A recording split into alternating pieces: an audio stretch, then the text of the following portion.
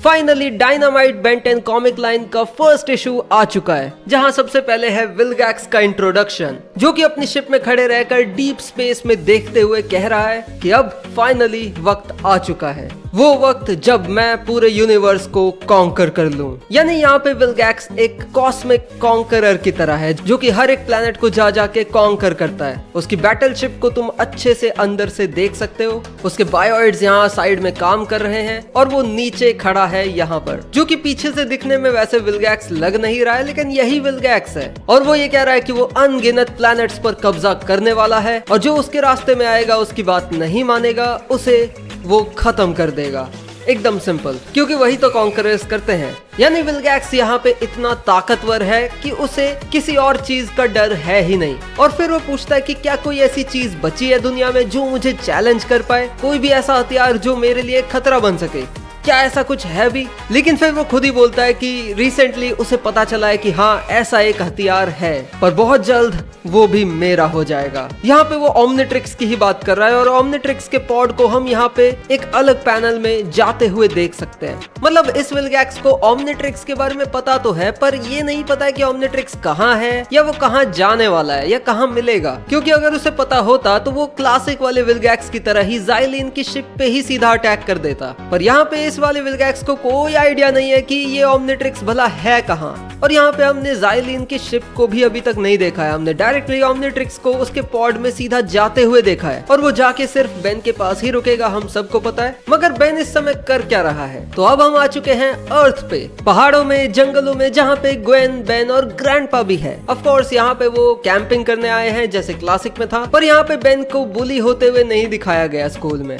मे भी शायद हमें वो आगे दिखाया जाए जब इस यूनिवर्स के कैश और जेटी से हमें इंट्रोड्यूस करा जाए। पर अभी के लिए हम डायरेक्टली कैंप साइट पर पहुंच चुके हैं, जहाँ पे बेन कंप्लेन कर रहा है और कह रहा है कि इस दुनिया में कुछ भी फेयर नहीं है। इतने सारे ब्लू और रेड कार्ड, मुझे गोल्ड कार्ड कब मिलेगा? यहाँ पे वो सूमो स्लैमर कार्ड्स की बात कर रहा है, जो कि तुम यहाँ इस पैनल में देख सकते हो। ग्वेन बेन की थोड़ी सी खिंचाई करती है और कहती है कि तुम सूमो स्लैमर्स में इतने क्यों घुसे रहते हो? तो बेन भी ग्वेन को पलट के जवाब देता है कि भला तुम क्यों एलियन कॉन्स्पिरेसी थ्योरीज में घुसी रहती हो। और वहीं पे हम देखते हैं ग्वेन के बैग को, जहाँ पे एक किताब होती है जिसका नाम है द साइंस ऑफ स्पेस। मतलब इस वाली ग्वेन को स्पेस में बहुत दिलचस्पी है। ग्वेन और बेन आपस में झगड़ ही रहे थे, इतने में ग्रैंडपा मैक्स बोलते हैं कि तुम दोनों बस करो, अब हम यहाँ झगड़ने नहीं कैंपिंग करने आए हैं, मजे करने आए तो मजे करो ना। और फिर हम देखते हैं ये वाला पैनल जहाँ पे हमें रस्ट बकेट का एक अच्छा सा लुक मिलता है। ग्रैंडपा मैक्स, बेन और ग्वेन का भी एक अच्छा लुक मिलता है, जो कि मार्शमेलो पका रहे हैं। बेन बोलता है कि कम ऑन, रेज बेटिंग तो हम तब से करते आ रहे हैं जब से हम बच्चे थे। ग्वेन बोलती है तुम अभी भी बच्चे ही हो और एलियंस असली होते हैं, चाहे तुम मानो या ना मानो। तो ग्रैंडपा उनका ध्यान भटकाते हैं, टॉपिक चेंज कर देते हैं और कहते हैं कि अगर हम जल्दी सो जाएं तो सुबह जल्दी उठ के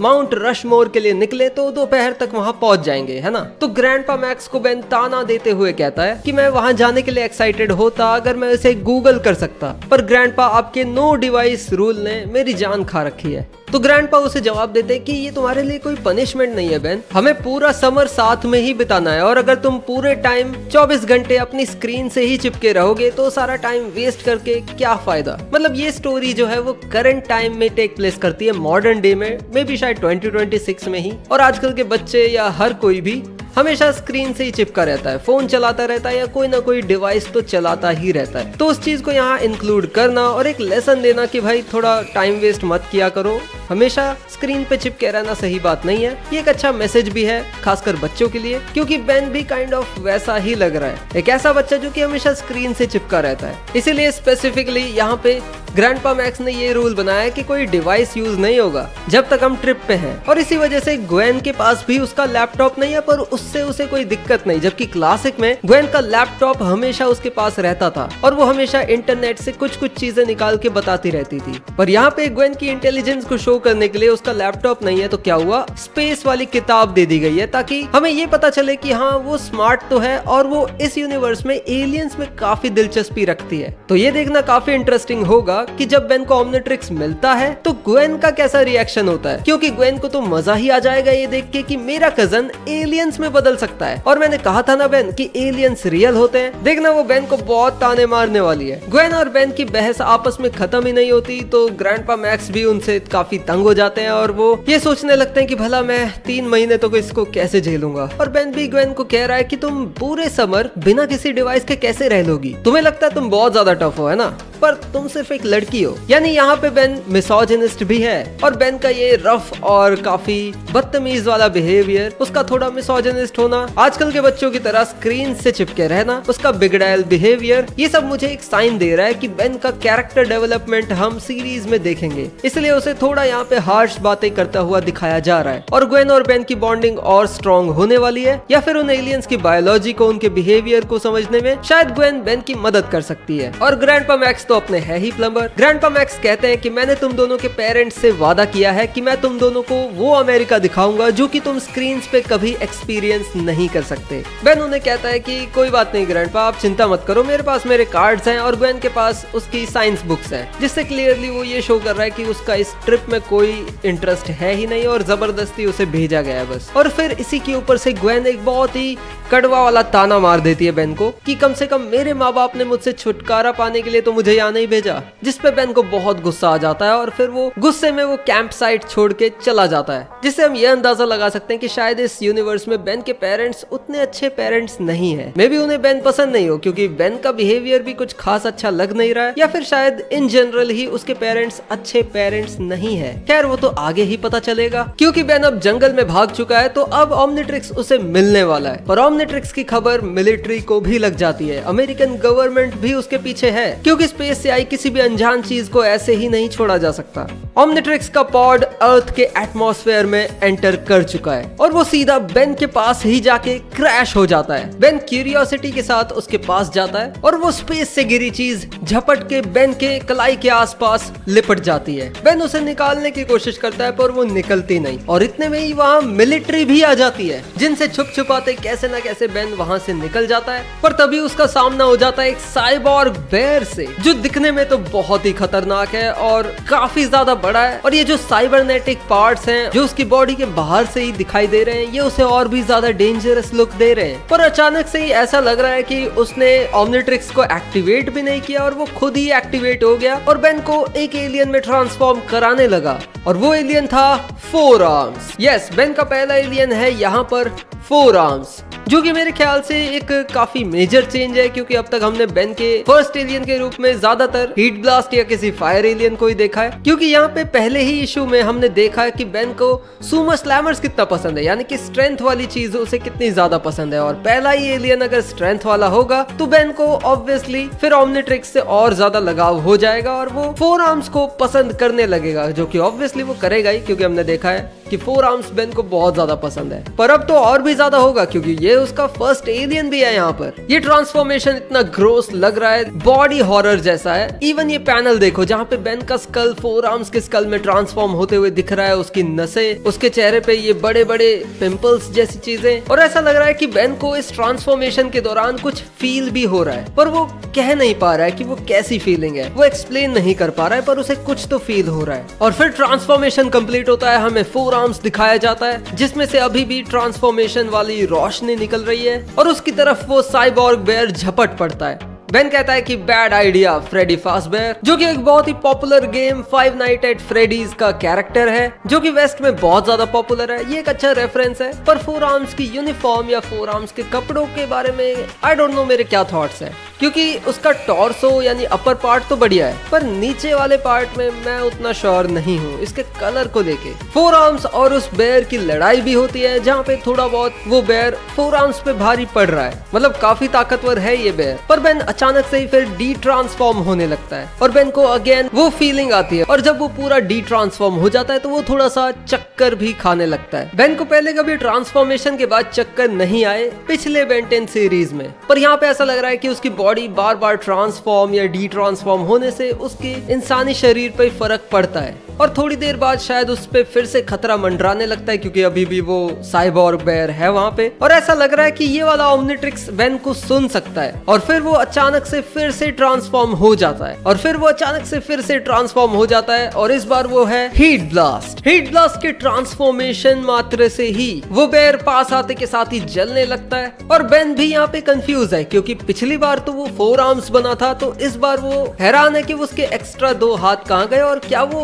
आग में लिपटा हुआ है। ये सब वो सोच ही रहा था, इतने में वो बेयर फिर से बेन पे अटैक करता है। वैसे यहाँ पे हीट ब्लास्ट का डिजाइन बहुत कूल लग रहा है। पहली नजर में तो ये हीट ब्लास्ट जैसा लगेगा भी नहीं, लेकिन अब मुझे ये डिजाइन अच्छा लगने लगा है। और एक चीज मैंने अभी रियलाइज करी कि हीट ब्लास्ट का ये वाला डिजाइन काफी सिमिलर है शॉक रॉक के डिजाइन से। उसमें भी जहाँ जहाँ आर्मर या ये जो रॉक होता था शॉक रॉक की बॉडी पे, वहीं हीट ब्लास्ट की बॉडी पर भी है, जो कि मुझे तो बहुत कूल लग रहा है। और जब वो बेयर दोबारा से हीट ब्लास्ट पे अटैक करने लगता है तो हीट ब्लास्ट कहता है कि मुझसे दूर रहो, मैं इसे कंट्रोल नहीं कर सकता। और फिर बहुत ज्यादा आग ही आग लपटों में वो दोनों ढक जाते हैं, जहाँ ऐसा लग रहा है कि हीट ब्लास्ट ने उस बेयर को काफी डैमेज दे दिया है। और वो कहता है कि ये बहुत ज्यादा क्रेजी है और बहुत ज्यादा डेंजरस भी है। पर यहाँ इस पैनल में उसका ओमनिट्रिक्स का सिंबल कहाँ गायब हो गया, अच्छे से दिख ही नहीं रहा। वो आग से डैमेज करके उसने उस बेयर को भगा तो दिया, लेकिन अब उसे डर है कि मिलिट्री वालों ने ये सब सुन लिया होगा और वो यहाँ किसी भी पल पहुंचते ही होंगे मेरी तलाश में। और वो बिल्कुल सही है, मिलिट्री वाले वहीं आ रहे हैं। ग्रैंडपा मैक्स भी बेन को ढूंढने निकल पड़े हैं और वो कहते हैं कि इतनी जल्दी नहीं होना था ये,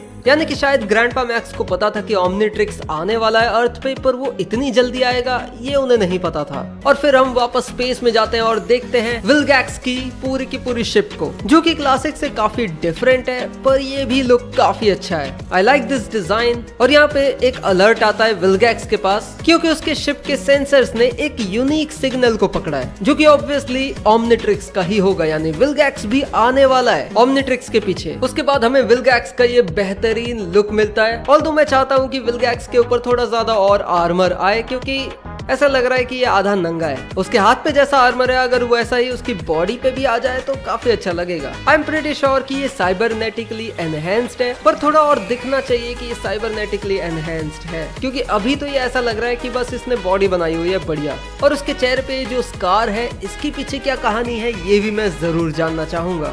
बाकी यही था इस कॉमिक का फर्स्ट इशू। तुम्हारे क्या थॉट्स थे इस पे मुझे कमेंट्स में जरूर बताना, और तुम्हें क्या लगता है कि आगे क्या हो सकता है। अपनी स्पेकुलेशंस, थियरीज ये भी मुझे कमेंट्स में जरूर बताना। पहले ही बता दूं, इस वीडियो में स्पॉयलर्स होने वाले हैं डायनामाइट की नई बेन 10 कॉमिक के इशू 2 के। तो अगर तुमने वो कॉमिक अभी तक नहीं पढ़ी है तो पहले उसे पढ़ लो, उसके बाद इस वीडियो को देखना, या फिर मेरी इस वीडियो को भी देख सकते हो जहाँ पे मैंने इस कॉमिक का पहला इशू कवर किया था। और पिछली वाली वीडियो में कई लोग पूछ रहे थे कि इस कॉमिक को कैसे पढ़ें या फिर कैसे खरीदें। तो देखो, फिजिकली तो यहाँ पे ये अवेलेबल नहीं है, लेकिन इसे ऑनलाइन पढ़ा जा सकता है। और वैसे ऑनलाइन भी मुश्किल ही मिलेगी, पर वीपीएन लगा के तुम इसे नियॉन इचिबान वेबसाइट से खरीद सकते हो। बिना वीपीएन के इस वेबसाइट पे जाओगे तो बेन 10 कॉमिक दिखाएगा तो जरूर, पर वो अनअवेलेबल होगा, यानी उसे खरीद नहीं सकते तुम, क्योंकि इंडिया में ये कॉमिक इस वेबसाइट पे अवेलेबल है ही नहीं। पर वीपीएन लगा के तुम इसे खरीद सकते हो। मैं पर्सनली पॉक्सी नाम का एक वीपीएन है, मैं वो यूज करता हूँ। तुम्हें प्ले स्टोर पे भी मिल जाएगा, लेकिन तुम कोई भी वीपीएन यूज कर सकते हो। बस ये याद रखना कि यूएस वाला सर्वर कनेक्ट कर लेना, और फिर तुम्हें ये कॉमिक अनअवेलेबल की जगह अवेलेबल दिखेगी,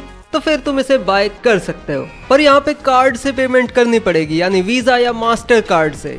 यूपीआई यहाँ नहीं चलेगा। इसका प्राइस अराउंड 500 रुपए है एक इशू का। तो यहाँ से तुम इसे बाय कर सकते हो, जिससे बेन 10 को तुम सपोर्ट भी कर पाओगे और ऑफिशियली कॉमिक भी पढ़ पाओगे। तो अब सारी जरूरी बातें मैंने बता दी, अब बढ़ते हैं इशू 2 की तरफ, जहाँ इस इशू की शुरुआत होती है, जहाँ पे हम ग्वेन को देखते हैं रस्ट बकेट में, जहाँ पे वो कंप्लेन कर रही है कि बेन को अगर किसी रोतड़ू बच्चे की तरह भाग के जाना है तो उसमें मेरी क्या गलती, बल्कि मैं तो कहती हूँ उसे जाने दो, पता नहीं मुझे यहाँ पे क्यों रोका हुआ है। पर तभी वो रस्ट बकेट में एक अजीब सा ग्लोइंग पैनल को नोटिस करती है और उसे दबा के एक अजीब सी बड़ी सी हाईटेक डिस्प्ले उसके सामने आ जाती है, जिसे देख के वो बड़ा चौंक जाती है और खुश भी हो जाती है। अब ग्वेन इसके साथ क्या करने वाली है ये हमें आगे पता चलने वाला है, पर फिलहाल हम जाते हैं वापस जंगल में, जहाँ बेन बहुत ही पगलाया हुआ है। वो अभी भी हीट ब्लास्ट के रूप में है और उसे अभी भी समझ नहीं आ रहा कि उसके साथ हो क्या रहा है। वो कहता है कि अभी तो मेरे 4 हाथ थे और अब मैं आग में जलने लगा हूँ, मुझे वापस से नॉर्मल बनना है। वो पैनिक कर ही रहा था, इतने में ओमनिट्रिक्स रेड ग्लो करने लगता है, वही बीप वाली साउंड, एंड देन वो ट्रांसफॉर्म होने लगता है। लेकिन इस बार वो एकदम से वापस नॉर्मल बेन नहीं बन जाता, बल्कि इस बार वो अपने हर एक एलियन में ट्रांसफॉर्म होने लगता है। Grey matter, upgrade, sting fly, accelerate, और उसके बाद जाके वो बेन बना। और इस पूरे प्रोसेस में ऐसा लग रहा था कि उसे काफी दर्द हो रहा है, काफी अनकंफर्टेबल लग रहा है, क्योंकि वो बार बार कह रहा है कि ये बहुत ज्यादा हो रहा है, ये बहुत ज्यादा हो रहा है, ये नॉर्मल नहीं है। और ये वाला सीन मुझे काफी हद तक सीक्रेट्स एपिसोड के इस वाले सीन जैसा लगा, जहाँ विलगैक्स ने जब बेन को कब्जे में ले लिया था और ग्रैंडपा मैक्स और ग्वेन उसे बचाने आए थे, तब ओमनिट्रिक्स मैल फंक्शन करके बेन को लगातार बार बार एलियंस में ट्रांसफॉर्म करा रहा था। और सिमिलर ऐसी चीज हमने secret of the Omnitrix movie के स्टार्टिंग में भी देखी थी, पर वहाँ पे बेन को दर्द नहीं हुआ था। पर यहाँ पे ऐसा लग रहा है कि उसे काफी दर्द फील हो रहा है, काफी अनकंफर्टेबल लग रहा है। और ट्रांसफॉर्मेशन के बाद भी उसकी हालत खराब है, वो थका थका सा फील कर रहा है, लगातार हाफ रहा है और उसकी आंखों से आंसू भी निकल रहे हैं। वो काफी डरा हुआ है और वो कह रहा है कि मुझे बस घर जाना है। उसके बाद हम देखते हैं कि ग्रैंडपा मैक्स बेन की तलाश में अभी भी लगे हुए हैं, और बेन की तलाश करते करते वो मिलिट्री बेस तक पहुंच जाते हैं, वही बेस जो इस जंगल में लगा हुआ था, जो एलियन चीज गिरी है उसकी तलाश में। पर ग्रैंडपा मैक्स को वहाँ कुछ सोल्जर्स देख लेते हैं और फिर उन्हें पकड़ के अंदर ले जाते हैं। ग्रैंडपा कहते हैं कि मुझे अपने लीडर से मिलाओ, और फिर हम देखते हैं कि एक सोल्जर कर्नल रोजम के पास जाता है, उन्हें बताने के लिए कि हमें एक बंदा मिला है जो कि कहता है कि मैं बस यहाँ कैंपिंग करने आया था। रोजम कहते हैं कि यहाँ पे कई सारे शिकारी हैं, तो ये भी शायद उन्हीं में से एक होगा। लेकिन जब हार्पर यानी कि वो सोल्जर कर्नल रोजम को बताता है कि उस मिस्टीरियस बंदे के पास कोड वर्ड क्लियरेंस भी है, तब जाके कर्नल रोजम इसे सीरियसली लेते हैं और मैक्स टेनिसन के पास जाते हैं, जहाँ मैक्स तो आराम से चिल कर रहे हैं। लेकिन मैक्स को वहाँ पे देख के कर्नल रोजम भी चौंक जाते हैं। फिर वो दोनों आपस में बात करने लगते हैं। कर्नल रोजम मैक्स से सवाल जवाब कर रहे हैं कि तुम यहाँ पे आखिर कर क्या रहे हो, तुम्हारा यहाँ आना कोई कोइंसिडेंस तो हो नहीं सकता। तो मैक्स कहते हैं कि ये एक तरह का एक्सीडेंट मान लो, मैं तो बस यहाँ कैंपिंग करने आया था। पर कर्नल रोजम मैक्स की इस स्टोरी को हल्के में नहीं ले रहे, बल्कि उन्हें लग रहा है कि यहाँ दाल में कुछ तो काला है। फिर हम वापस देखते हैं जंगल में बेन को। वो अभी भी जंगल में भटका हुआ है, घूम रहा है, पर उसे वापस जाने का रास्ता नहीं मिल रहा, और उसे ये भी नहीं पता कि ओमनिट्रिक्स को वो अपने हाथ से निकालेगा कैसे। पर तभी वो देखता है कि एक और शूटिंग स्टार, एक और ऐसी चीज जो प्लैनेट के एटमॉस्फेयर में एंटर कर रही है और उसी की तरफ आ रही है। पर इस बार ये कोई ओमनिट्रिक्स जैसी चीज नहीं थी, बल्कि इस बार ये था उसका दुश्मन। ये है क्रैब। क्रैब जमीन पे पहुंचते ही सारे एनवायरनमेंट को स्कैन करने लगता है और ओमनिट्रिक्स का सिग्नल ढूंढने लगता है। तभी वहां पे कई सारे सोल्जर्स भी आ जाते हैं, जो कि कई सारे सिग्नल्स मिलने की वजह से वहां पे छानबीन कर रहे थे। बेन भी उन्हीं से छुप के बैठा हुआ है, पर इस उम्मीद में कि उसे वहां से जल्दी निकलना है और वो उन सोल्जर्स से भी बच के निकल जाएगा। ये सोच के वो भाग पड़ता है, पर सोल्जर्स की नजर उस पे चली जाती है। वो बेन का पीछा करने लगते हैं और फिर अचानक से ओमनिट्रिक्स अपने आप ही एक्टिवेट होकर बेन को ट्रांसफॉर्म करा देता है कैनन बोल्ट में। हर बार ये ओमनिट्रिक्स बेन को अपने आप ही ट्रांसफॉर्म करा रहा है, ना कि बेन कुछ कर रहा है, जिसका मतलब ये है कि ये ओमनिट्रिक्स खुद ही बेन को अपने आप ट्रांसफॉर्म कराएगा। और अब बेन क्योंकि कैनन बोल्ट बन चुका है, तो अब उसके पास वहां से निकलने के अलावा और कोई चारा नहीं है, और वो अपने आप ही रोल वोल होके वहां से भाग जाता है। अब बेन के दिमाग में ये चीज कैसे आई कि उसे कैनन बोल्ट बनते के साथ ही रोल होना है? ये मेरे ख्याल से ओमनिट्रिक्स ने ही उसके दिमाग में पहले से ये बेसिक इन्फॉर्मेशन डाल दी होगी, क्योंकि जहां तक मुझे लग रहा है कि ओमनिट्रिक्स का आर्टिफिशियल इंटेलिजेंस ओमनिट्रिक्स को और उसके यूजर को किसी के भी हाथ लगने से बचा रहा है। और ये काइंड ऑफ थोड़ा कार्नेट्रिक्स जैसा भी है। जैसे कार्नेट्रिक्स के आसपास जैसे ही कोई लाइफ फॉर्म डिटेक्ट होती थी, वो अपने आप ही बेन को ट्रांसफॉर्म करा देता था। वहां पे भी बेन को ट्रांसफॉर्म होने पे पेन होता था, और यहाँ पे भी कुछ वैसा ही है। कहीं उसी से तो इंस्पिरेशन नहीं ली इसकी। उसके बाद हम वापस जाते हैं उसी मिलिट्री कंपाउंड पे, जहाँ पे मैक्स और रोजम उस कंपाउंड से एग्जिट कर रहे हैं। लेकिन रोजम को अभी भी मैक्स की स्टोरी पे भरोसा नहीं है। तभी रोजम के पास गैलोवे यूनिट का, यानी कि वो जो यूनिट है सोल्जर्स की जो फॉरेस्ट में बेन के पीछे है, उनका इंटेल आता है कि उन्हें कुछ मिला है। कर्नल रोजम को यही खबर सुननी थी, लेकिन अब मैक्स का भी कुछ करना है। उसी दौरान हम देखते हैं कि सोल्जर्स को क्रैब मिल चुका है और वो उस पे गोलियां बरसाना शुरू कर देते हैं। पर वो गोलियां क्रैब का कुछ नहीं बिगाड़ पाई, उसके सर से टकरा के दूर चली गई। क्रैब कहता है कि इतनी कमजोर फायर पावर, अब मैं तुम्हें अपनी फायर पावर दिखाता हूँ। और ऐसा कह के वो एक एक करके सभी सोल्जर्स को ब्रूटली मारना शुरू कर देता है। एक को तो उसने पकड़ के बीच में से ही काट दिया अपने क्लॉ से, और एक के छाती में उसने अपना पैर घुसा दिया। और ये सब दिखाया है, यानी कि भाई अब ब्रूटैलिटी होने वाली है बेन 10 में। पहले भी थी लेकिन अब ज्यादा अच्छे से दिखाई देगी, क्योंकि ये कोई बच्चों वाली कॉमिक नहीं है। इससे इन्होंने ये एस्टैब्लिश कर दिया है, क्लियर कर दिया कि देखो ये वाला बेन 10 बच्चों के लिए तो नहीं होने वाला। यहाँ ब्रूटैलिटी होगी और यहाँ पे खून खराबा अच्छे से दिखाया जाएगा। उसके बाद हम बेन को देखते हैं जंगल में बॉल बन के रोल करते हुए, और कैनन बोल्ट का ये वाला बॉल फॉर्म अगर तुम ध्यान से देखो तो ये पूरा येलो नहीं है जैसा कि ओरिजिनली था, बल्कि ये येलो और व्हाइट है। यानी कि इसका ये जो येलो शेल है कैनन बोल्ट का, ये उसकी पूरी बॉडी पे नहीं है, जो कि थोड़ा अजीब लगा मुझे। और इसका बैक शॉट अगर तुम देखो तो यहाँ पे इसका पीछे वाला जो शेल होता है वो भी गायब है, पर इसके अगले ही पेज में तुम देखोगे कि यहाँ पे इसके पीछे वाला शेल भी है, मतलब येलो कलर में है, पर उससे पिछले वाले पेज में पूरा व्हाइट था पीछे से। मे भी शायद ये मिस्टेक भी हो सकती है, जैसा बेन 10 ओमनीवर्स में एक बार दिखा दिया था उन्होंने कि कैनन बोल्ट का पूरा बैक शेल ही गायब कर दिया था, जबकि बैक शेल होता है उसका, हमें पता है। मे भी शायद ये भी सेम वैसी ही मिस्टेक हो।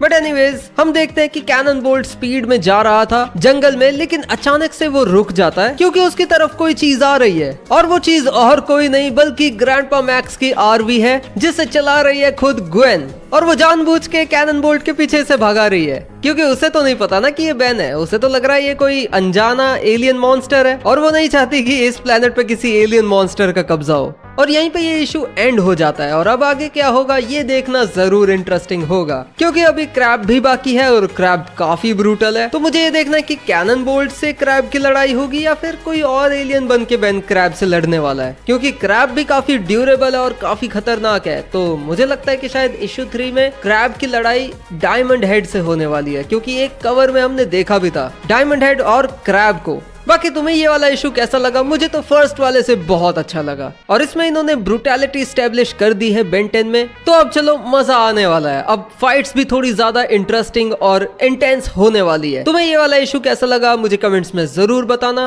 और बाकी मिलते हैं अगली वीडियो में, तब तक के लिए बाय बाय। बेन 10 डायनामाइट का इशू 3 आ चुका है, और ये तो मैं इस बार क्लियरली कह सकता हूँ कि ये वाला इशू बाकी दोनों पिछले इशूज से बहुत ही ज्यादा बेटर लगा मुझे। और हाँ, आर्ट भी काफी सुधर गया है, पहले भी अच्छा था लेकिन इस बार तो और भी अच्छा लग रहा है। जैसे इशू 3 की स्टार्टिंग में जहाँ पे इशू 2 एंड हुआ था, जब ग्वेन ने रस्ट बकेट को कैनन बोल्ट बने हुए बेन के पीछे भगा दिया था, तो वहीं से स्टोरी कंटिन्यू होती है, जहाँ अभी भी कैनन बोल्ट आगे आगे भाग रहा है और उसके पीछे है रस्ट बकेट। और कैनन बोल्ट यहाँ पे बहुत अच्छा लग रहा है दिखने में। यार पर्सनली तो मुझे अब कैनन बोल्ट का ये वाला डिजाइन भी अच्छा लगने लगा है धीरे धीरे। और यहाँ पे हम देख सकते हैं कि ग्वेन पूरी तरह से पागल हो चुकी है, और वो कैनन बोल्ट को कुचलने ही वाली है, और खुद से कह भी रही है कि मुझे पता था कि एलियंस होते हैं, और ये बात मैं उस स्टूपिड बेन को जरूर बताऊंगी। और ऐसा कहकर वो लगभग रस्ट बकेट के साथ बेन को ठोकने ही वाली थी कि बेन कैसे न कैसे साइड हट के बच गया। फिर व्हीकल को रोक के ग्वेन गुस्से में एक टेनिस रैकेट लेके उस एलियन को यानी बेन को मारने निकलती है कि मैं तुम्हें अपने ग्रह पर कब्जा करने नहीं दूंगी एलियन। लेकिन तभी बेन वापस से नॉर्मल हो जाता है, और उसका ये ट्रांसफॉर्मेशन ग्वेन भी देखती है, और वो भी काफी ज्यादा शॉक है कि ये क्या हो रहा है भाई। और ये ट्रांसफॉर्मेशन दिखने में तो बहुत ही ज्यादा ग्रोस लग रहा है। ऐसा लग रहा है कि कैनन बोल्ट की एक साइड से बेन पूरा नॉर्मल होके निकल रहा है, और दूसरी साइड से उसका एलियन वाला रूप खत्म होता जा रहा है। और ऐसा ही सेम डी ट्रांसफॉर्मेशन आगे भी देखने मिलने वाला है। नॉर्मल होने के बाद बेन फिर से घुटनों के बल बैठ जाता है, क्योंकि ये ट्रांसफॉर्मेशन उसकी बॉडी पे काफी हैवी फील हो रहे होंगे उसे। ग्वेन भागते हुए बेन के पास जाती है और उसका हाल चाल पूछती है, क्या तुम ठीक हो बेन? और उससे ये भी पूछती है कि ये भला था क्या? तो बेन बोलता है कि मुझे भी नहीं पता, मैं कैसे एक्सप्लेन करूं, मैं बस जंगल में घूम रहा था और तभी अचानक से ये अजीब सी वॉच आकर मुझसे लिपट गई, और दूसरे ही पल मैं तो था लेकिन मैं कुछ और भी बन चुका था, और मुझे काफी डर लग रहा है ग्वेन। और यहाँ पे ऑलरेडी आर्मी भी आ चुकी है, और मुझे लगता है वो मेरे पीछे ही है। अगेन मैं कहना चाहूंगा एक बार फिर से कि आर्ट बहुत बेहतर हो गया है। ग्वेन की शक्ल देखो तुम एक बार, और ये फर्स्ट इशू वाले ग्वेन की शक्ल है, देख रहे हो कितना ज्यादा डिफरेंस है। और कलर्स में भी मुझे थोड़ा इंप्रूवमेंट और सैचुरेशन हाई लग रहा है, जो कि अच्छा लग रहा है दिखने में। उसके बाद सीन शिफ्ट होता है कर्नल रोजम की तरफ, जहाँ पे वो अपने हेडक्वार्टर्स में बैठ के गैलोवे की यूनिट यानी जो यूनिट क्रैब से लड़ रही थी और बेरहमी से मारी जा चुकी है, उसका अपडेट मांग रहा है। पर उसे क्या पता कि वो लोग तो ऑलरेडी मर चुके हैं, इसलिए कोई भी रिस्पॉन्ड नहीं कर रहा उनके सिग्नल का। और हम उन मरे हुए सोल्जर्स के हाथ पैर अलग अलग देख सकते हैं। और कर्नल रोजम भी खुद कंफ्यूज है कि भला ऐसा कैसे हो सकता है, क्या ये कोई मेल फंक्शन ग्लिच है जिसकी वजह से हम उनसे बात नहीं कर पा रहे या फिर कुछ और। लेकिन तभी वहाँ पे एक चेतावनी आती है कि एक घुसपैठ या घुस आया है उनके बेस में, और वो और कोई नहीं बल्कि है क्रैब, जो कि घुसते के साथ ही तबाही मचाना शुरू कर देता है। और आर्मी भी उसका कुछ भी नहीं बिगाड़ पा रही, वो सारे टैंक्स को उठा के, मशीन्स को उठा के इधर उधर फेंक रहा है, तबाही मचा रहा है। ग्रैंडपा मैक्स भी कैसे न कैसे बच के उससे छुपे हुए हैं और उन्हें भी दिख रहा है कि आर्मी वालों के लिए ये सब बिल्कुल अच्छा नहीं जा रहा है। कर्नल रोजम भी बाहर आ जाते हैं और फिर तुरंत क्रैब पर टारगेट लॉक करके फ्लेम थ्रोअर से हमला करवा देते हैं। क्रैब के ऊपर बहुत सारी आग बरसने के बावजूद भी उसे कुछ भी नहीं होता और ये सारे डिस्ट्रैक्शंस उसे बड़े छोटे मोटे और मामूली से लग रहे हैं और उसका पूरा फोकस है ओमनी सिग्नल पर, यानी ओमनीट्रिक्स के सिग्नल पर। पास वाला कंटेनर जिसके पीछे ग्रैंडपा मैक्स कैसे न कैसे छुपे हुए थे वो भी धमाके से फट जाता है और ग्रैंडपा मैक्स कैसे न कैसे बच जाते हैं। वो फिर से किसी ट्रक के पीछे छुप के ग्रैंडपा कहते हैं कि ये एक बहुत बड़ी मिस्टेक हो सकती है, लेकिन इस वक्त मेरे पास और कोई चारा भी नहीं है। और ये कहकर वो एक स्टॉप वॉच जैसी दिखने वाली अजीब सी चीज का बटन दबा देते हैं। उसके बाद सीन शिफ्ट होता है वापस से ग्वेन और बेन की तरफ, जो कि बैठे हैं रस्ट बकेट के अंदर, और वो दोनों ही काफी क्यूरियस हैं ओमनीट्रिक्स को लेके कि भला ये क्या चीज है, ये काम कैसे करती है और इसे निकाला कैसे जाए बेन के हाथ से। उन्हें तो इसका कोई आइडिया नहीं है, तो वो कहते हैं कि चलो ग्रैंडपा मैक्स को पहले ढूंढते हैं। लेकिन तभी रस्ट बकेट में अजीब सी आवाजें चालू हो जाती है और रस्ट बकेट अपने आप ही ऑन हो जाती है और चलने भी लगती है। बेन और ग्वेन दोनों को ही समझ में नहीं आ रहा कि क्या हो रहा है, ये गाड़ी अपने आप कैसे चलने लगी। और रस्ट बकेट फुल स्पीड में ग्रैंडपा मैक्स की तरफ बढ़ते हुए घुस जाती है उस मिलिट्री बेस में और सीधा जाके क्रैब के सामने ही रुकती है, जहां पे क्रैब एक एक करके उन सभी आसपास के सोल्जर्स को बेरहमी के साथ बेन और ग्वेन के सामने ही मार डालता है। एक का तो वो सर ही कुचल देता है अपने हाथों से। इन बेचारों को भला क्रैब क्यों ट्रॉमा दे रहा है। ग्वेन कहती है कि बेन कुछ तो करो, यहाँ पे लोग मरे जा रहे हैं, उन्हें मदद की जरूरत है, तुम्हें कुछ ना कुछ तो करना ही होगा। शायद तुम्हें इस चीज का यानी ओमनीट्रिक्स का यूज करना चाहिए। मुझे ये समझ में नहीं आ रहा कि यहाँ पे ग्वेन क्यों बता रही है। बेन को तो खुद ही से ये मन में आना चाहिए था कि मैं उनकी मदद करता हूँ, लेकिन चलो ठीक है, यहाँ पे बेन का कैरेक्टराइजेशन थोड़ा सा अलग है, पर बेन भी एक बार की कहते ही मान जाता है, तो हाँ इट्स ऑल राइट अभी के लिए तो। और जैसे ही क्रैब उस सोल्जर को मार के छोड़ता है, हम देखते हैं कि डायमंड हेड पूरी तेजी के साथ उसकी तरफ बढ़ा चला जा रहा है। एंड डायमंड हेड का डिजाइन तो मुझे यहाँ पे बहुत ही ज्यादा पसंद आया। मैं पहले उसके डिजाइन को लेके थोड़ा सा डाउट में था, लेकिन भाई पूरा इसका डिजाइन देखने के बाद अब मुझे लग रहा है कि नहीं भाई, ये डिजाइन पीक है। ऑल्दो ओमनीट्रिक्स का सिंबल ये अजीब सा पता नहीं क्यों है। इनफैक्ट सभी एलियंस में अलग अलग तरह का ओमनीट्रिक्स का सिंबल है। ऐसा लग रहा है रैंडम सा ही कुछ भी ड्रॉ कर दिया बस ओमनीट्रिक्स की शेप में। कोई ऐसा स्पेसिफिक फिक्स्ड सिंबल नहीं है जैसा क्लासिक में होता था, एलियन फोर्स में होता था, और ओमनीवर्स का और रीबूट का सिंबल एक ही होता था हर एलियन पे। लेकिन यहाँ ऐसा लग रहा है कि हर एक एलियन का अलग अलग सिंबल है। थोड़ी थोड़ी मुझे ये माय नेम इज राज के जैसी फीलिंग दे रहा है। जैसे वहां पे भी राज की बेल्ट का जो सिंबल होता था वो उसके मॉन्स्टर फॉर्म्स पे होता था, लेकिन बाद में उसकी मॉन्स्टर फॉर्म्स पे वो सिंबल होता ही नहीं था। यानी वहां पे भी ऐसा ही था, मतलब ध्यान ही नहीं दिया उन्होंने। और यहाँ पे भी कुछ ऐसा ही लग रहा है कि ओमनीट्रिक्स पे ज्यादा ध्यान नहीं है इनका। ओवरऑल डिजाइन पे है लेकिन ओमनीट्रिक्स पे नहीं। एनीवेज बेन आते के साथ ही सीधा भिड़ जाता है क्रैब से, और क्रैब भी डायमंड हेड को देख के थोड़ा सा शॉक हो जाता है और वो कहता है कि इस बेकार से पत्थर के टुकड़े पे एक पेट्रोसेपियन क्या कर रहा है। यानी कि डायमंड हेड को वो उसकी स्पीशीज नेम से पुकार रहा है और खुद की बढ़ाई करते हुए ये भी कहता है कि पेट्रोसेपियन, तुमने मेरा यानी लेजेंडरी क्रैब का नाम तो सुना ही होगा, और अगर नहीं सुना है तो कोई बात नहीं, तुम किसी को बताने के लिए जिंदा नहीं बचोगे। और ये कहकर एक फोर्स फील्ड सी आ जाती है अराउंड क्रैब, जिसके एक्सप्लोजन से बेन थोड़ा दूर जाके गिरता है। और ये भी कहता है वो कि बहुत अरसा हो गया एक पेट्रोसेपियन से भिड़े हुए। लेकिन बेन ज्यादा टाइम ना गवाते हुए जल्दी से उठ खड़ा होता है और उसकी छाती में एक जोरदार पंच देता है, जिसकी पावर क्रैब को थोड़ा इम्प्रेस करती है। और कहता है वो कि तुम्हारे पास पावर तो है लेकिन डिसिप्लिन नहीं, और तुम्हारी जो लेटेंट एनर्जी फ्रीक्वेंसी है वो थोड़ी सी जानी पहचानी है। पेट्रोसेपियन से क्रैब पहले भी भिड़ चुका है, बेन की लेटेंट एनर्जी फ्रीक्वेंसी उसे जानी पहचानी लग रही है। ऐसा कैसे हो सकता है? कहीं ऐसा तो नहीं कि यहाँ पे क्रैब टेट्रैक्स की बात कर रहा हो? और टेट्रैक्स का ही डीएनए सैंपल हो बेन का डायमंड हेड, क्योंकि एक दूसरा पेट्रोसेपियन कैरेक्टर जो बेन 10 फ्रेंचाइज में बहुत ही वेल नोन है वो टेट्रैक्स ही है। और इस कॉमिक में अभी तक टेट्रैक्स का कोई भी मेंशन नहीं है, तो क्या पता ये उसका एक इनडायरेक्ट रेफरेंस हो सकता है या फिर फोरशैडोइंग या सेटअप हो सकता है आगे आने वाले बेन और टेट्रैक्स के मीटअप का। और जिस तरह से क्रैब इतना कॉन्फिडेंट है कि वो पेट्रोसेपियन से तो भिड़ ही लेगा, कहीं ऐसा तो नहीं कि उसने टेट्रैक्स को पहले ही डिफीट कर रखा है, क्योंकि यहाँ तो क्रैब बहुत ही पावरफुल बनाया हुआ है भाई। और क्रैब डायमंड हेड की बहादुरी की तारीफ करते हुए कहता है कि मैं तुम्हें एक क्विक डेथ दूंगा, और ये कहते ही वो अपने आंखों से एक इतनी पावरफुल लेजर बीम शूट करता है जो बेन को अगर लग जाती तो शायद बेन वहां पे पूरी तरह से खत्म था। वो तो अच्छा हुआ बच गया साइड में जाके, लेकिन शायद खत्म था वहां पे बेन अगर लग जाती तो। और ये लेजर को डॉज करने के बाद वो तुरंत ही नॉर्मल हो जाता है। यहाँ पे मुझे समझ में नहीं आ रहा कि ये ओमनिट्रिक्स बैटल खत्म होने से पहले ही बेन को इतनी जल्दी क्यों डी ट्रांसफॉर्म करा रहा है। या तो इसकी बैटरी बहुत ज्यादा लो है, या फिर ये ओमनिवर्स वाले ओमनिट्रिक्स की तरह काम करता है कि अगर जिस एलियन में बेन ट्रांसफॉर्म्ड है उस एलियन से काम नहीं बन रहा तो जल्दी से डी ट्रांसफॉर्म करके बैटरी बचाओ और फिर बेन को दूसरे एलियन में ट्रांसफॉर्म कराओ।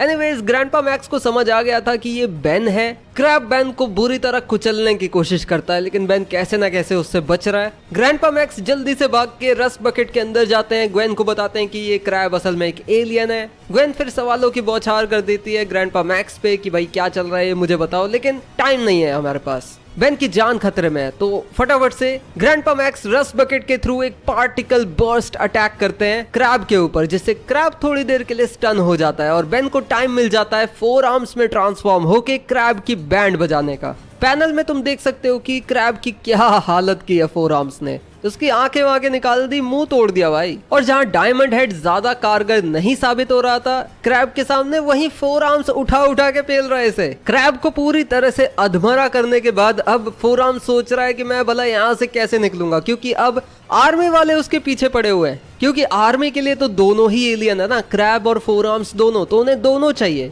तो अब कैसे ना कैसे ग्रैंडपा को बचाना पड़ेगा इन्हें। और ग्रैंडपा क्या करते हैं, एक स्मोक स्क्रीन शूट करते हैं ताकि वहां पे धुआं धुआं हो जाए और बेन कैसे ना कैसे छुप छुपाते बच बचा के रस्ट बकेट के अंदर आके बैठ जाए, जो कि बहुत अजीब लग रहा है। फोर आर्म्स पता नहीं कैसे निकला इतने धुएं में से आर्मी से बचते हुए, पर ठीक है जो भी है। और कैसे ना कैसे टेनिसन फैमिली वहां से निकल जाती है और पीछे रह जाता है सिर्फ पका हुआ क्रैब, जिसका अब आर्मी वाले कुछ ना कुछ तो करेंगे। पर उसके बाद हमें विलगैक्स की शिप का शॉट दिखाया जाता है, जहां पे विलगैक्स के बायोइड्स उसे बता रहे हैं कि सक्सेसफुली क्रैब अर्थ पे चला तो गया था, लेकिन अब उसका सिग्नल डार्क हो चुका है और विलगैक्स को समझ में आ चुका है कि क्रैब अपने मिशन में फेल हो चुका है। वो वेपन को रिट्रीव नहीं कर पाया, वेपन यानी ओमनिट्रिक्स। मगर इसने विलगैक्स को काफी क्यूरियस कर दिया है कि भला इस प्लेनेट पे ऐसी कौन सी स्पीशीज है, ऐसा कौन सा जीव है जिसने एक साइबरनेटिकली एनहेंस्ड पाइसिस्पर्मैन यानी कि क्रैब को भी हरा डाला। यानी कि विलगैक्स के हिसाब से क्रैब बहुत ज्यादा स्ट्रॉन्ग है और इनफ होना चाहिए था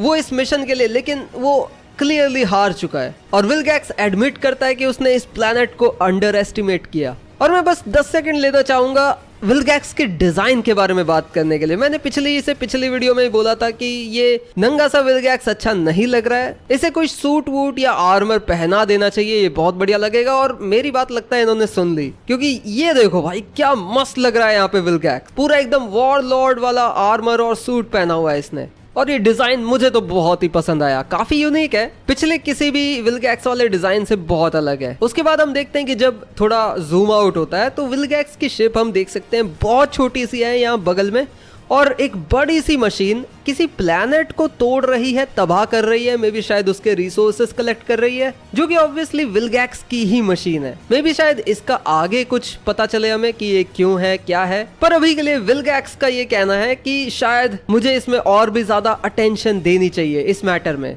तो क्या इसका मतलब ये है कि विलगैक्स अब खुद जाने वाला है? अभी तो नहीं जाएगा वो फिलहाल, लेकिन क्या पता वो जल्दी चला जाए अर्थ पे खुद ओमनिट्रिक्स को हासिल करने के लिए। क्योंकि अगर अभी भी उसने ये रियलाइज कर लिया कि उसने अंडर एस्टिमेट किया था इस प्लेनेट को और फिर भी वो अपने चमचे भेजता रहता है धीरे धीरे, ऑमनिट्रिक्स को हासिल करने के लिए, तो भाई उससे बड़ा गधा कोई नहीं होगा। और ये थोड़ी बैड राइटिंग भी हो जाएगी विल्गैक्स को लेके। आई होप कि ऐसा ना हो, या तो विल्गैक्स को चमचे भेजने ही है तो थोड़े स्ट्रॉन्ग वाले भेजे, ताकि उसको भी कॉन्फिडेंस रहे कि हाँ इसे मैं भेजूंगा तो ये ऑमनिट्रिक्स ले आएगा। लेकिन जब बेन उसे भी हरा देगा तब इसको धीरे धीरे गुस्सा आना शुरू होगा और तब ये जाके बेन से डायरेक्टली फाइट करने आए प्लेनेट अर्थ पे। मैं तो ऐसा ही चाहता हूँ, वरना डायरेक्ट भी आ जाए तो डायरेक्ट आ जाए तो और बढ़िया, लेकिन मुझे नहीं लगता कि ये डायरेक्ट अभी आने वाला है। 15 से 20 इशू तक तो नहीं आने वाला। और विल्गैक्स जाते जाते जल्दी जल्दी गुस्से में कहता है कि मैं जल्द ही इन पे राज करूंगा। मतलब वही कॉस्मिक रूलर, कॉस्मिक वॉरलॉर्ड वाली पूरी स्पीच है इसकी, हमेशा यही करता है। अब देखना ये कि जितनी ये बकवास करता है उतने इसके हाथ पैर भी चलते हैं या फिर बस बोलने का है।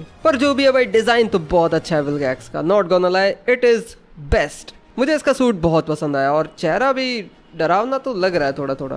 पर हाँ, नेक्स्ट वाले इशू में ज़ोम्बोज़ो आने वाला है, जिसका विल्गैक्स से तो कोई कनेक्शन नहीं होने वाला। तो हो सकता है कि शायद अगले इशू में ही ज़ोम्बोज़ो का शुरू होके सब कुछ खत्म हो जाए और उसके एंड में विल्गैक्स का भेजा हुआ कोई नया दुश्मन टीज किया जाए। बाकी तुम्हें क्या लगता है मुझे कमेंट्स में बताना। ये इशू तुम्हें कैसा लगा वो भी कमेंट्स में बताना। मुझे तो बहुत पसंद आया, खासकर इसका आर्ट में बहुत ज्यादा इंप्रूवमेंट है मेरे हिसाब से। तो ये वीडियो पसंद आई हो तो लाइक करना, चैनल को सब्सक्राइब करना। बेंट एंड डायनामाइट के पिछले दोनों इश्यूज का एक्सप्लेनेशन देखना है तो ये वाली प्लेलिस्ट चेकआउट कर लो। मिलते हैं अगले वीडियो में, बाय बाय। तो डायनामाइट बेन 10 का इशू 4 आ चुका है। इससे पहले वाले जो 3 इशू थे वो बेन की ओरिजिन थी एक तरह से, और मैं जल्दी से चाह रहा था कि ये खत्म हो ताकि हम एक्चुअल न्यू स्टोरीज की तरफ बढ़े। लेकिन इसके बाद फिर से हम क्लासिक के एक और एपिसोड से इंस्पायर्ड स्टोरी की तरफ आ चुके हैं, जहां इस स्टोरी में ज़ोम्बोज़ो है मेन विलन। इसे तुम एक तरह से साइड स्टोरी कह सकते हो, क्योंकि मेन वाली तो अपनी विल्गैक्स से ही रिलेटेड है, लेकिन वर्ल्ड बिल्डिंग भी तो जरूरी है ना। और शुरू से ही एक बात तो साफ है कि इसका आर्ट बहुत ज्यादा बेहतरीन होने वाला है। और इस स्टोरी की शुरुआत होती है एक रैंडम फैमिली के साथ, जहां एक फादर अपने 2 बच्चों को लेके ज़ोम्बोज़ो के सर्कस के पास आते हैं। और जब उसके सामने ज़ोम्बोज़ो आता है तो इतने बड़े और डरावने क्लाउन को देख के उसे समझ जाना चाहिए था कि भाई ये कुछ गड़बड़ी है यहाँ पे, ये सिंपल सर्कस नहीं है। उस आदमी की बेटी तो डर भी रही थी अंदर जाने से, क्योंकि उसे कुछ भी यहाँ पे कंफर्टेबल नहीं लग रहा था। लेकिन इस आदमी की गेंद मस्ती तो देखो, ये अपनी बेटी को अकेला इस क्लाउन के साथ छोड़ के चला गया और बोल रहा है कि मैं थोड़ी देर में आ रहा हूँ। और यहाँ पे सिर्फ ज़ोम्बोज़ो ही डरावना नहीं है। जब ये लड़की सर्कस के अंदर जाती है तो उसके पीछे अचानक से ये सर्कस के नमूने भी आ जाते हैं जो हमने क्लासिक सीरीज में भी देखे थे, पर यहाँ पे तो वो कुछ ज्यादा ही क्रीपी लग रहे हैं। और उसके बाद हमें उसकी चीखने की आवाज सुनाई देती है। और मैं एक चीज कहना चाहता हूँ कि आर्ट यहाँ पे जबरदस्त है। ये जो पूरा रेन वाला एनवायरनमेंट बनाया हुआ है, ये पूरा एटमॉस्फेयर, आई लव इट, बहुत अच्छे से बनाया हुआ है ये। उसके बाद हम देखते हैं वाइल्ड वाइन को। वाइल्ड वाइन का चेहरा तुम यहाँ पे देख सकते हो, उसके अराउंड उसके जो दांत वात हैं और एक अजीब सा ब्लैक टेंटिकल भी है। और नेक्स्ट पेज पे हम देखते हैं कि उसी ब्लैक टेंटिकल या बहुत सारे टेंटिकल्स ने वाइल्ड वाइन को ही जकड़ा हुआ है और एक तरह से उसे टॉर्चर करे जा रहे हैं। वाइल्ड वाइन का डिजाइन मुझे यहाँ पे बहुत अच्छा लग रहा है। अगर तुम ध्यान से देखो तो वाइल्ड वाइन के 2 पैर नहीं है बल्कि 4 पैर है, वो भी ठीक वैसे ही जैसे क्लासिक में थे, ना कि रिबूट के जैसे। और उन्हीं अजीब से ब्लैक टेंटिकल्स ने इन्हीं वाइल्ड वाइन के हाथों और पैरों को पकड़ के अचानक से तोड़ डाला, अलग कर दिया। और ये पैनल देख के लग रहा है कि बेन इस वक्त बहुत ज्यादा पेन में होगा। ऑब्वियसली भाई हाथ पैर तोड़ दिए तो दर्द तो होगा ही, लेकिन वो तो रीजनरेट कर सकता है ना, क्योंकि वो तो प्लांट है। और डिजाइन की बात करूं तो भाई वाइल्ड वाइन का डिजाइन बहुत अच्छा लग रहा है। यहाँ पे इसके हेड पे जो फ्लैप्स है जो बंद हो जाते हैं, क्लासिक वाले डिजाइन में भी ये थे, पर लेकिन इस वाले में ये एक अलग प्लांट की तरह लग रहे हैं। अगर मुझे उस प्लांट की इमेज मिली या फिर कुछ मिला उसका रेफरेंस तो मैं लगा दूंगा वीडियो में। बट ओवरऑल बहुत अच्छा डिजाइन लग रहा है। अब मैं समझ पा रहा हूँ कि हाँ कौन सी चीज कहाँ पे है, वरना तो इससे पहले जो डिजाइन आया था उसमें ऐसा लग रहा था कि बहुत ही ज्यादा कॉम्प्लेक्स है, काफी ओवर डिजाइंड लग रहा था। लेकिन कॉमिक के अंदर देखने में मुझे ये बहुत अच्छा लग रहा है आर्ट स्टाइल के हिसाब से। और ये जो यहाँ पे वाइल्ड वाइन के हाथ पैर अलग कर दिए, ये असल में बेन का नाइटमेयर था। ये सब बेन के सपने में हो रहा था। इस डरावने सपने से अचानक से बेन डर के उठ जाता है। डर के मारे उसने तकिया भी फाड़ दिया, उसके पंख वंख उड़ने लगे आसपास। बेन जो इतना चिल्लाया उससे ग्वेन की नींद भी खराब हो गई। और वो उससे पूछती है कि क्या तुम अभी अभी एक पिजियोनॉइड नाम के क्रीचर में ट्रांसफॉर्म हुए थे। मतलब यहाँ पे पंख वंख उड़ रहे हैं ना उसके आसपास, तो इसलिए वो कह रही है कि कबूतर वगैरह बन गए थे क्या। तो बेन उसे बताता है कि मुझे बहुत ज्यादा असली जैसा दिखने वाला सपना आया जिसमें मैं एक एलियन बना हुआ था। ग्रैंडपा मैक्स भी वहाँ अपनी टॉर्च लेके आ जाते हैं कि भाई क्या हो हल्ला हो रहा है। बेन अगर तुमने बुरा सपना वगैरह देख लिया तो मुझसे बात कर लो, कोई नहीं, ज्यादा डर लग रहा है तो मुझे बता दो भाई, मैं ग्रैंडपा हूँ तुम्हारा। तो बेन उन्हें बताता है कि मैं एक अजीब सा एलियन क्रीचर बन गया था और बहुत सारे क्रीपी टेंटिकल्स मुझे पकड़ रहे थे और मैं उनकी पकड़ से निकल नहीं पा रहा था और ओमनिट्रिक्स तक भी नहीं पहुंच पा रहा था ताकि मैं खुद को किसी ज्यादा पावरफुल एलियन में ट्रांसफॉर्म कर पाऊं। तो ग्वेन उसे कहती है कि बिना वॉच के तुम इंसानी रूप में कुछ कर नहीं सकते थे क्या। तो बेन कहता है कि ये एक वॉच नहीं है, और तुम्हें क्या लगता है तुम उन टेंटिकल्स के सामने बिना पावर्स के कुछ कर पाती। और ये कहकर वो ओमनिट्रिक्स को प्रेस करके ट्रांसफॉर्म हो जाता है 4 आर्म्स में और कहता है कि